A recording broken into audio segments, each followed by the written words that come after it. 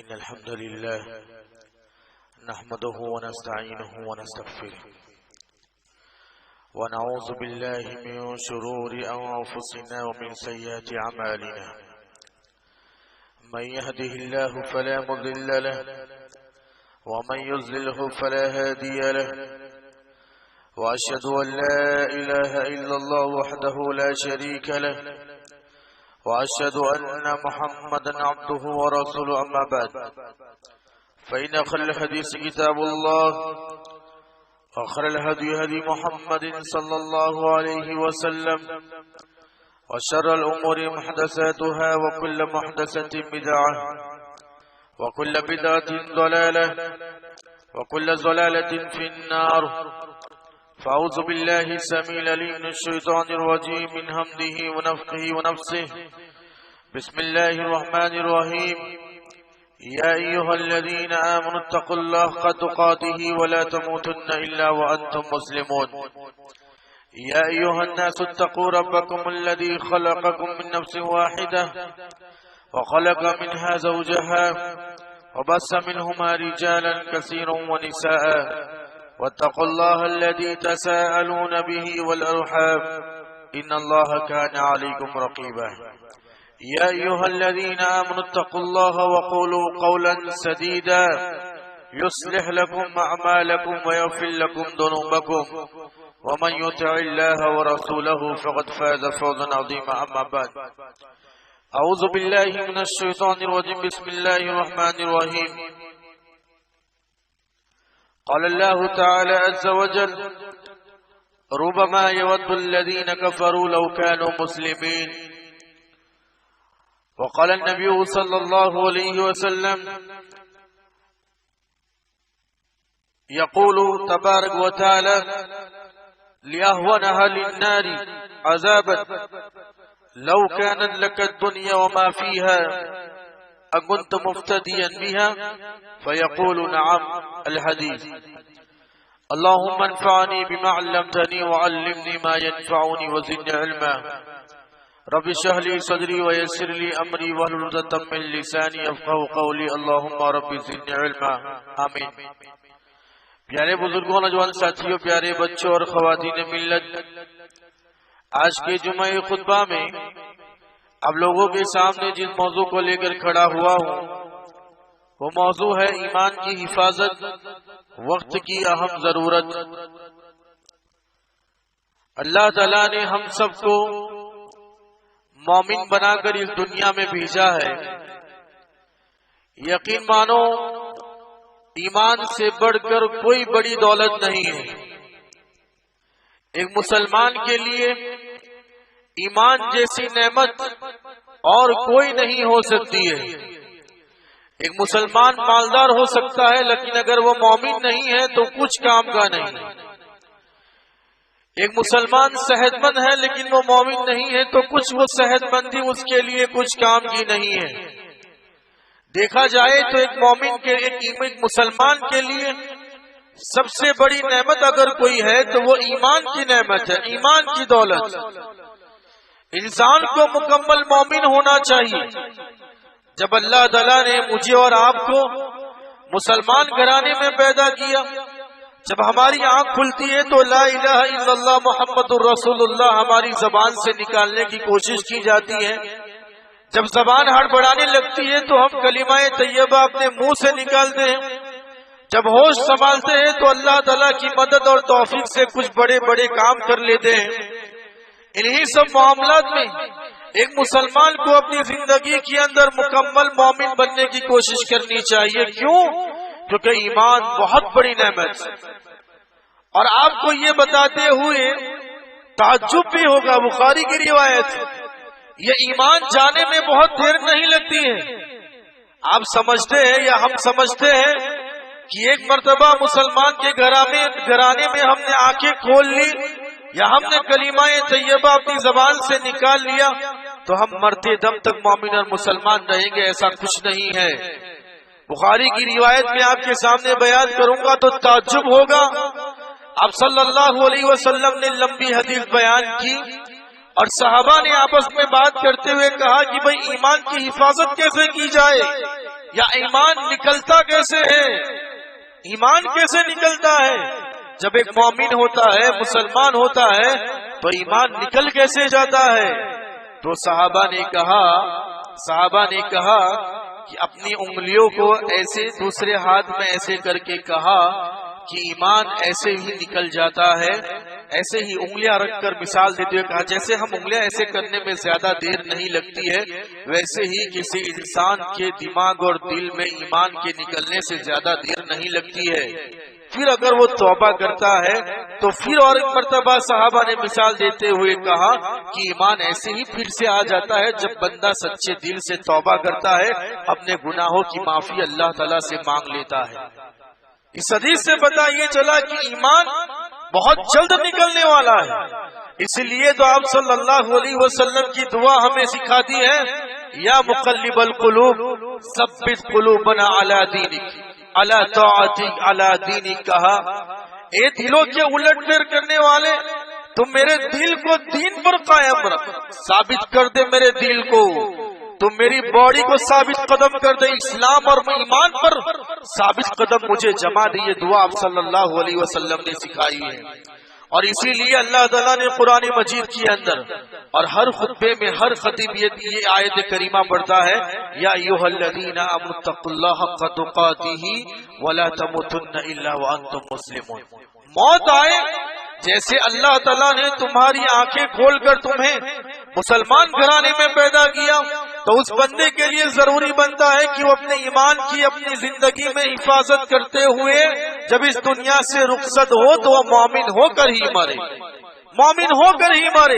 وَلَا تَمُوتُنَّ إِلَّا وَأَنْتُمْ مُسْلِمُونَ. اللہ تعالیٰ نے مجھے اور آپ کو تاکید کرتے ہوئے فرمائی کہ بھئی زندگی کے اندر ہر وقت ہر موڑ پر مسلمان کو ایمان کی حفاظت کرنی چاہیے، اور اتنی حفاظت کرنی چاہیے کہ جب تمہاری سانسیں نکلنے لگے، جب تمہاری موت آنے لگے تو تم مومن کی حالت میں مرو. یہ اللہ تعالیٰ نے قرآن مجید میں فرمایا. یوسف علیہ السلام کی زندگی آپ سب جانتے ہیں آپ. سب سے آخر میں پورا قصہ بیان کرنے کے بعد حضرت یوسف علیہ السلام کی جو دعا تھی وہ یہ نبی ہے، انبیاء ہے، انبیاء بھی اپنے ایمان کی فکر کرتے تھے، اللہ سے دعائیں کرتے تھے. یہ ایمان بڑی ہی خطرناک چیز ہے میرے بھائی، نکل جاتی ہے دل سے، ہمارا دل ڈگمگا جاتا ہے. ایمان بہت خطرناک چیز ہے. ہر انسان کو دعائیں کرنی چاہیے، ہر انسان کو یہ خیال کرنا چاہیے کہ میں ایمان کے کس موڑ پہ کھڑا ہوا ہوں. ابھی آگے آپ کے سامنے بیان کروں گا کہ ہمارے ماحول میں ہمارا ایمان کہاں ڈگمگا جاتا ہے. چند چیزیں میں آپ کے سامنے بیان کروں گا. فاطر السماوات والارض انت ولی فی الدنیا والآخرہ توفنی مسلما والحقنی بالصالحین. یہ دعا حضرت یوسف علیہ السلام کی تھی کہ مجھے مسلمان بنا کر موت دینا اور مجھے نیک لوگوں میں سے کر دینا. یہ یوسف علیہ السلام نے ہمیں دعا سکھائی ہے. اللہ اکبر. گھر والوں کو ہمیں اپنے آپ کو جہنم کی آگ سے بچانا ہے، گھر والوں کو جہنم کی آگ سے بچانا. یہ آیت کریمہ آپ سب جانتے ہیں، قوا انفسکم واہلیکم نارا. یہ آپ سب جانتے ہیں. یہ ایمان کی حفاظت پر دلالت کرتی ہے. ایک انسان کو مجھے اپنا بھی ایمان بچانا ہے، اور میرے ماتحتی میں اللہ تعالیٰ نے جو ذمہ دار رکھے ہیں، جو جوابداری رکھی ہے، میری اولاد ہے، میری والدہ ہے، میرے بچے ہیں، میری بیوی ہے، ان سب کی بھی ایمان کی خیر کرنے کی ذمہ داری میری ہے. مجھے بتانا پڑے گا ان کو کہ یہ غلط ہے، یہ صحیح ہے، یہ گناہ ہے، یہ نیکی ہے. مجھے بتانا پڑے گا. یہ یا ایھا الذین آمنوا قوا انفسکم واہلیکم نارا. یہ ایمان میرے بھائیوں، میں نے کہا ایمان کی خیر کرو. ہر مسلمان ایمان کی جانچ کرنی چاہیے. کل قیامت کے دن معلوم ہے، یہ آپ دیکھ رہے کہ یہ اہل کافر، یہ کفار لوگ یہ مست زندگی گزار رہے ہیں. کل قیامت کے دن ان کی حالت کیا ہوگی؟ قرآن مجید میں بہت ساری جگہ پر ذکر کیا ہے. وہ لوگ جب قیامت کی ہولناکیاں دیکھیں گے، جب قیامت کا منظر دیکھیں گے، جب میدان محشر کا منظر دیکھیں گے، جب پل صراط سے گزرنا ہوگا، جب سوال و جواب کی گھڑی ہوگی، جب جنت اور جہنم کا فیصلہ ہوگا، جب نامہ اعمال دائیں یا بائیں ہاتھ میں دیے جائیں گے، یہ سارے فیصلے کی گھڑی میں ایک کافر یہی تمنا کرے گا کہ ایک کاش میں دنیا کے اندر مسلمان بنا کر بھیجا گیا ہوتا یا مسلم ہوتا. ایک کاش کہ میں دنیا کے اندر مومن بنا کر بھیجا گیا ہوتا۔ قرآن مجید میں یہ کافروں کی آرزویں اور تمنائیں بڑے اچھے انداز میں بیان کی ہے۔ ربما یود الذین کفروا لو کانوا مسلمین، لو کانوا مسلمین۔ جب یہ کافر لوگ یہ گھڑیاں دیکھ لیں گے قیامت کی، محشر کی، سوال و جواب کی، پل صراط کی، جب یہ گھڑیاں دیکھ لیں گے تو دل میں آرزو اور تمنا کریں گے لو کانوا مسلمین، کاش کہ میں مسلمان بنا کر بھیجا گیا ہوتا، مسلمان ہوتا تو آج یہ میری حالت نہ ہوتی۔ اب صلی اللہ علیہ وسلم کا فرمان ہے، حدیث قدسی اللہ تعالیٰ فرمائے گا ایک بندے کو اللہ تعالیٰ بلائے گا جس کو سب سے کم عذاب دیا جائے گا جہنم کے اندر، یا سب سے ہلکا عذاب دیا جائے گا جہنم کے اندر۔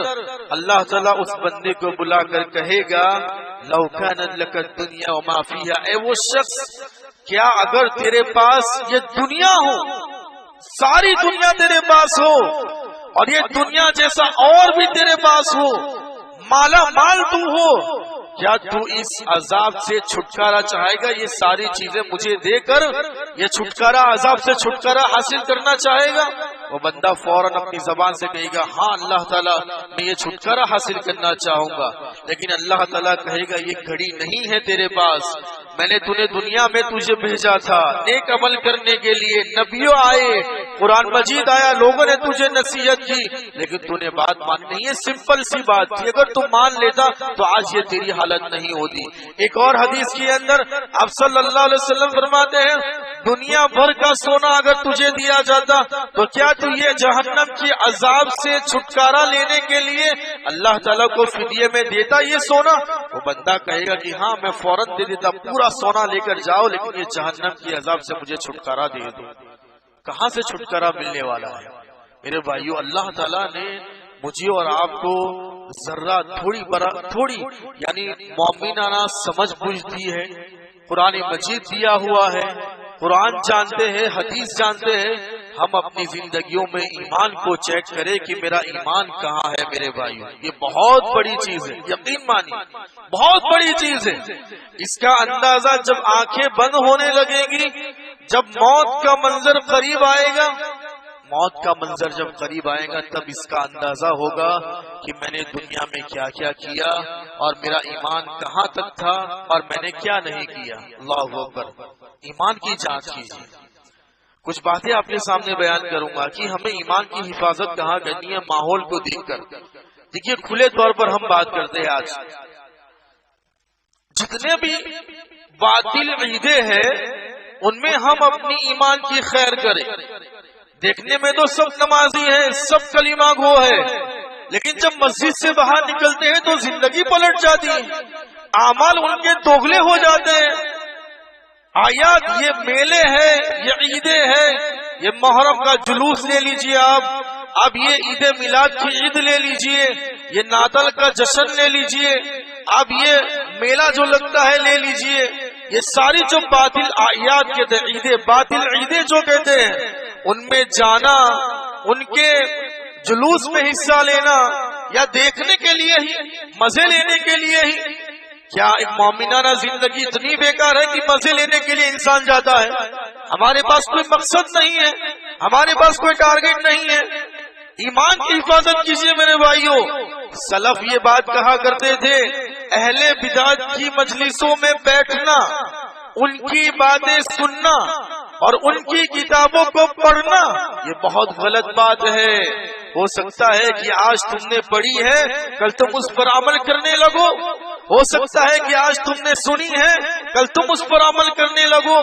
لہذا سلف کے اندر یہ قول بڑا مشہور ہے، اہل بدعت، اہل مشرک، ان سب کی باتوں کو سننا، ان کی کتابوں کو پڑھنا یہ بالکل غلط ہے، یہ بالکل غلط ہے، یہ سلف کا قول ہے میرے بھائی۔ یہ باطل عیدیں جتنے بھی ہوتی ہیں، ہماری نوجوان نسل یہاں پر بیٹھی ہوئی ہے، آپ دیکھیے موج مستی کرنے کے لیے، ذرا سوچئے اگر آپ یہ باطل عیدیں دیکھنے کے لیے جا رہے ہیں اور بیچ میں کچھ ہو گیا، آپ کی موت آ گئی، تو آپ کی موت ایمان پر ہوگی یا کفر پر ہوگی؟ اندازہ لگائیے آپ۔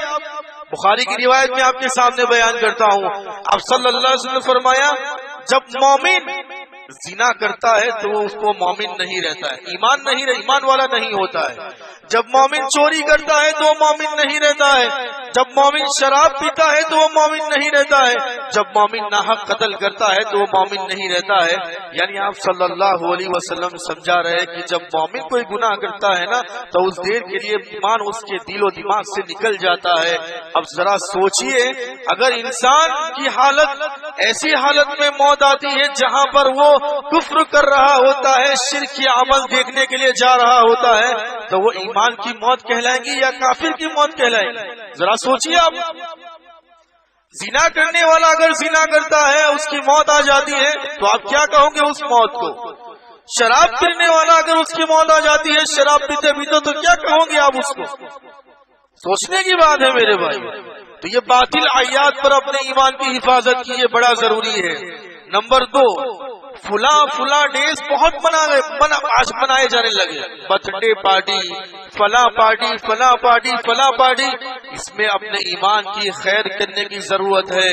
حدیثوں کے اندر، شریعت اسلامیہ کے اندر کوئی ڈیز نہیں ہے، کوئی ڈیز نہیں ہے۔ مسلمانوں کی 2 ہی عیدیں، عید الاضحیٰ اور عید الفطر، اس کے علاوہ اور کوئی عید نہیں، اور کوئی ڈیز نہیں میرے بھائیوں۔ یہ آپ اپنی اولادوں کو جو سکھا رہے ہوتے ہیں، یہ ڈیز فلاں ڈیز کے نام پر، یہ ایمان کی حفاظت کیجیے آپ۔ یہی بچے جب بڑے ہوتے ہیں تو غلط راستے پہ چلے جاتے ہیں، انہیں فرق معلوم نہیں ہوتا ہے کہ یہ حق کا راستہ ہے، یہ گمراہی کا راستہ ہے۔ چھوٹا بچہ ہے، کر لے گا، تھوڑی دیر کے لیے اسکول میں جانے دو، اسکول کی عید ہے، کر لینے دو، لیکن یہی اس کے دل و دماغ میں بیٹھ جاتی یہ باتیں، اور آگے جاتے جاتے جب بڑا ہوتا ہے تو وہ گمراہی کا راستہ پکڑ لیتا ہے۔ آپ دیکھ لیتے ہیں، آپ مسئلے مسائل اور قصے کہانی آپ سنتے ہیں کہ کیا حال ہے ہمارے سماج کا۔ آپ جانتے ہیں آپ میرے بھائی، کوئی ڈیز نہیں ہے۔ آپ جانتے ہیں برتھ ڈے پارٹیاں کتنی ہو گئی ہے، کون برتھ ڈے مناتا ہے؟ ایک مسلمان کو تو اپنی ایک زندگی 1 سال کم ہو گیا اس پر تعجب ہونا چاہیے۔ 1 سال گزر گیا میری زندگی کا، موت سے میں قریب ہوتا جا رہا ہوں، قبر سے میں قریب ہوتا جا رہا ہوں۔ یہ جو سوال و جواب کی گھڑیاں ہے، میں یوم محشر ہے، میں اس سے قریب ہوتا جا رہا ہوں۔ کون یاد کرتا ہے یہ سب؟ اور یہاں پر جشن منانے پہ تلے ہوئے ہیں۔ ماحول بدل چکا ہے میرے بھائی، ایسا لگتا ہے کہ صرف ہم لوگ زبان کے مسلمان ہیں، ہمارے اعمال تو کچھ اور بیان کر رہے ہوتے ہیں۔ نمبر 3 جہاں پر ہمارے ایمان کی حفاظت کرنے کی ضرورت وہ یہ، شادی بیاہ کے معاملوں میں شادیاں دیکھ لیجئے، ہماری مائیں بہنیں اللہ خیر کرے، دیکھیے یہ پردہ جو ہے وہ پردہ آپ مانتے ہیں؟ کیا ہماری مائیں بہنیں صحیح معنوں میں پردہ کرتی ہیں؟ بتائیے آپ لوگ۔ مسجد میں جاتی ہے، مکتب میں جاتی ہے، یا کوئی اور تقریب میں جاتی ہے تو بڑے پردے کا اہتمام کرتے ہوئے جاتی ہے۔ شادی بیاہ وہ کون سی تقریب ہے جہاں پر پردے کا اہتمام نہیں ہوتا؟ غیر محرم کے ساتھ ہاتھ ملایا جاتا ہے، تصاویر کھینچی جاتی ہے میرے بھائی، آپ جانتے ہیں نا۔ شادی بیاہ میں تصویریں کھینچنا کہاں پر جائز ہے؟ بڑا اہتمام کیا جاتا ہے تصویریں کھینچنے کا۔ آپ مسلمان ہیں نا آپ، تو یہ سب کہاں سے جائز قرار دیا آپ نے؟ دیکھیے اب شادی بیاہ کے معاملے میں ہمارے ایمان کی حفاظت کرنے کی ضرورت ہے۔ نمبر 4 اسکول اور کالجوں میں آج ہمارے جو نوجوان نسل ہے اس میں اپنی ایمان کی حفاظت کرے۔ آپ کو معلوم ہونا چاہیے جب بچہ یا بچی بالغ ہو جاتی ہے تو بہت سارے فرائض اس پر عائد ہو جاتے ہیں اسلام کے۔ چاہیے کالجوں میں نان مسلم اور غیر مسلموں کی کالجوں میں ہاتھ ملانا، hi hello how are you کرنا، اسلام تو نگاہ کی حفاظت کی ہمیں تاکید کرتا ہے۔ ایک مسلمان اور مومن کی نگاہ نیچی ہونی چاہیے۔ ایک مومنہ کا پردہ یہ ہوتا ہے کہ وہ اپنی نظر کو نیچی رکھے، اور یہاں پر تو پورا کھلا چھوڑ دینا۔ کیا تعلیم کے نام پر؟ تعلیم کے نام پر میرے بھائیوں، اگر تعلیم حاصل کر رہی ہے تو اس کا ایمان کہاں جا رہا ہے؟ ایمان ضروری ہے یا تعلیم ضروری ہے؟ بتائیے آپ۔ بڑا افسوس کے ساتھ کہنا پڑتا ہے آج یہ خلوتیں، یہ جلوتیں، اور یہ جو بند کمرے میں یہ خطبے میں سب بولنے کی باتیں نہیں، یہ سماج کہاں چلا، کوئی بولنے والا نہیں۔ بڑا افسوس ہوتا ہے میرے بھائی، بڑے شان و شوکت سے اپنی بچیوں کو بیچتے ہیں، بڑے شان و شوکت سے۔ ہاں بچیاں کیا گول کھلا رہی ہے، بچے کیا گول کھلا رہے ہیں، کیا کیا بتایا جائے. اسی طرح ہمارے بچوں کی جہاں پر ایمان کی حفاظت کرنے کی ضرورت ہے، جب بچہ انڈیا چھوڑ کے جاتا ہے تو بہت سارے باہوک ہو کر بھول جاتے ہیں کہ وہ مسلمان ہوں. وہ گانے کی تقریبیں ہوتی ہے، وہ بڑا سا کیک کٹوایا جاتا ہے اور وہ ایسے الفاظ بولے جاتے ہیں جو کہ اسلام میں نہیں ہے.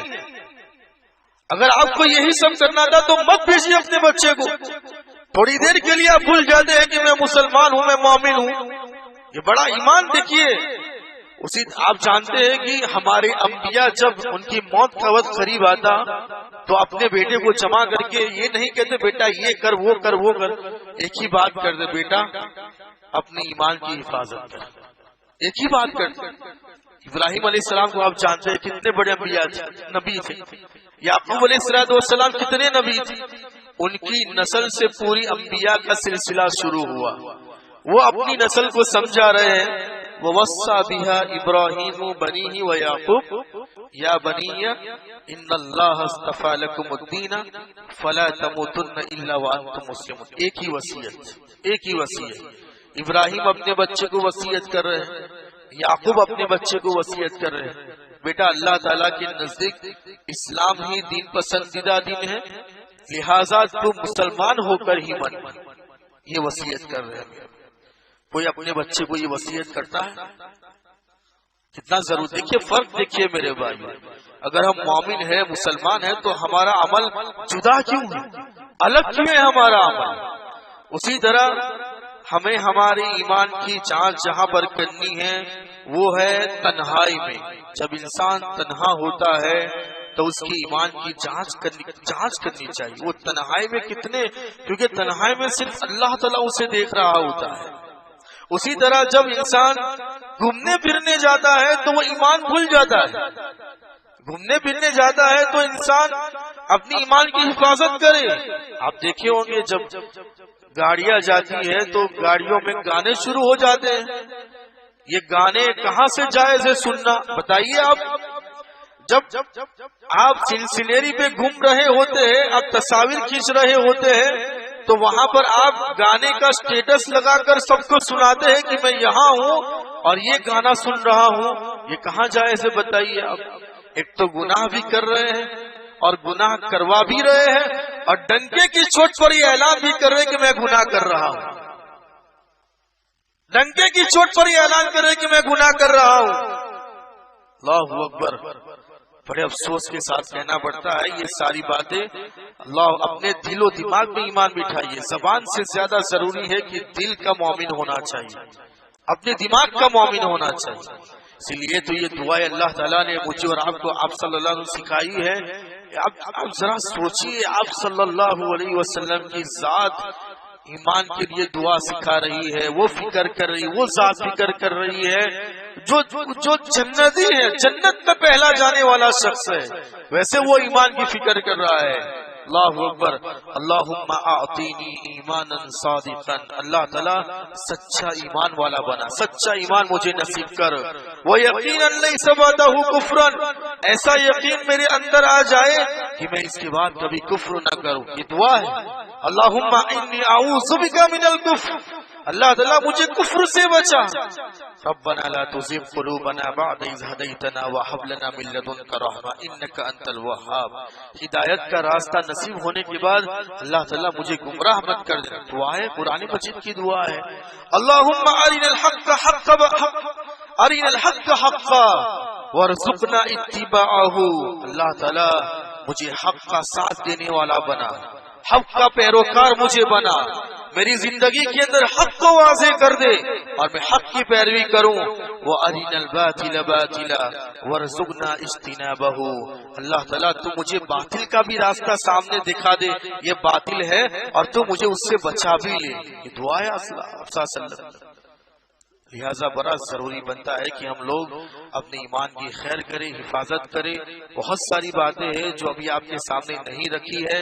اتنا کہنا چاہتا ہوں کہ اللہ کے واسطے اپنے ایمان کی زندگی تھوڑی ہے، اور تھوڑی زندگی میں آج کوئی کہہ نہیں سکتا ہے کہ کتنے سال جیے گا. لہٰذا آپ اپنے ایمان کی خیر کیجئے، ایمان کی حفاظت کیجئے، اور اللہ اور اس کے رسول قرآن کے راستے پہ آ جائیے. اپنی زندگی کے ہر معاملات کے اندر دیکھیے کہ ہمیں اسلام کیا کہتا ہے، میں کچھ غلط تو نہیں کر رہا ہوں، اسی میں ہماری کامیابی اور کامرانی ہے۔ اللہ سے دعا ہے کہ اللہ تعالی ہم تمام کو پکا سچا مومن بنائے۔ آمین وآخر دعوانا الحمدللہ رب العالمین والسلام علیکم ورحمۃ اللہ وبرکاتہ۔